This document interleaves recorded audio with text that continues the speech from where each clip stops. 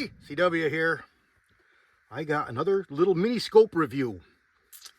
My buddy picked this up and it's a really nice one. You don't get to see these very often, so I thought maybe you'd be interested in seeing it. So he gave it to me to do a little review and talk a little bit about it. Now it's a pretty rare one. They're around, but you don't see them very often. And this is not it. This is it right here. It's a KAHLES. And it's made in Austria. Get it so it's right. And it's serialized. And this particular one has got a reticle in it that is set up for 308 or 762 by 51. And these are settings. Okay, it's got a zero stop, so it doesn't go down any, but it goes up each of those segments. And there's a, let me go back to zero. So you got 1, 2, 3, 3 1/4, 4, 4 1/4, 4 1/3, 5, 5 1/4, and then that's it. That's as far as it goes.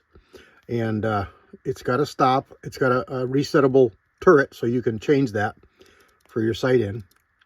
Goes back to zero, back to whatever was set for your first one, assuming it's 100 yards, 100 meters. And then over here, unlike on our scopes where it's in the center of the tube, up here it's up here, and this is your zero. And of course you got left and right. And it's very solid, not very loud. You can kind of hear it, but it's not mushy at all. There's no movement at all. It's very solid when it's in place, but it's a little bit mushy to get there. So instead of nice, sharp cornered clicks that it's snapping into, they're kind of rounded. But it's an older scope. I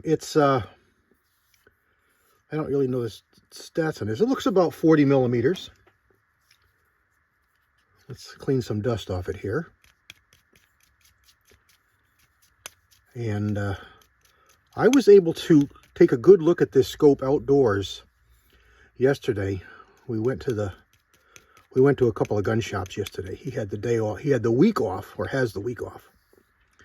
And I said, let's get together and go see an old friend. And we've got a guy that we used to work with, who opened a gun shop 10 years ago. And we went down to see him. And I go down to see him pretty regular, but my buddy Tony doesn't get down, hasn't been able to get down. So it was good to get all of us together again after so many years. Anyway, my buddy has a nice little house backed up by a farm. So it's kind of, for him, it's like shared property. He gets to reap the benefits of having all that farmland all around, and only has to deal with some stinky cows in the springtime. But he's up on a hill, up on a knob, and we can see, oh my goodness, it's got to be 15, 20 miles. It's a long way. We can see the whole valley all the way out to numerous towns. 4th of July, it's really nice up there because we can see the festivals from half a dozen or more towns right from his backyard. And we have many, many, many times 4th of July. One of my wife's favorite places to go for the 4th of July was Tony's. And anyway, up there we got a big field, and he's got about 200 and something yards to the wood line on the right side, and I think he said it was 600 or 660 to the back field, to the backwoods line, in the backfield. So I had that Nico Sterling, and I set that on 10. This is a fixed 10 by 42. I had 42. See, I said 42 millimeter. This is a fixed 10, and I set the Nico Sterling on 10, and then adjusted the focus. There's no adjustable focus here, and I think he said the Parallax is set at like 300 yards. So it's kind of a drag because you can't really use this on close range. Like, you can't stick it on 22. I mean, you could, but you're going to get some parallax, which just means that your image is not going to line up with your reticle if your eye is not in the exact same point back here. So if you're really good in your eye box and you can stay in the same exact point looking through this optic, your shots will be pretty accurate. But if you can't, they're going to shift. And we've talked about this before, and you know it's going to happen. If you look through your scope, you get your rifle locked down so it doesn't move. You look through your scope at your target, and then you move your head around inside the eye box. And if that reticle is moving on the target, you know, where your point of impact wants to be, if it's moving around in there, that's parallax, and that's inaccuracy. You get that with this scope because of where the parallax is set. It's designed, it's old technology, and it's designed for longer range. So this on a 22 would not be great, and that's what he actually wanted to do to get some use out of it. It's a 1-inch tube, and I think he said this was an 80s scope. So it's not ancient, but it's, you know, it's 40 years old. And it's got a really neat reticle in it, and I'm going to ruin it trying to do this, but I will try, and I'll set up my board and I'll put this in the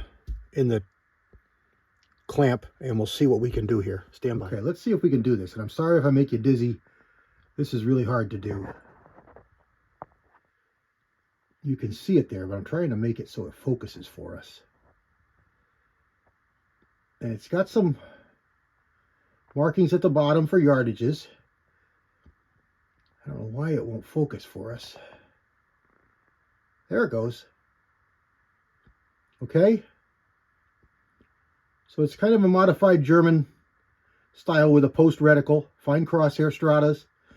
And I don't know how far those markings are. I'm assuming that it's mil. Those look pretty big, but it's 10 power. So I'm going to say maybe 5 mil, but I'm totally guessing. There must be something online where we can look and see what this is. Tony, I'm sure, is going to have it all worked out for what he's doing. But it's a nice reticle. And all I've got is just a white board over there on my wall. And all right, I'll try and do this again. This actually wasn't that bad. So there we go. There's the reticle. And it's a really nice scope. And he's going to put it on his 308, I think. And we'll get that sighted in here pretty soon. I doubt I'll have video of that, but who knows? All right, everybody. Just a neat old scope I thought you'd appreciate. Get up here.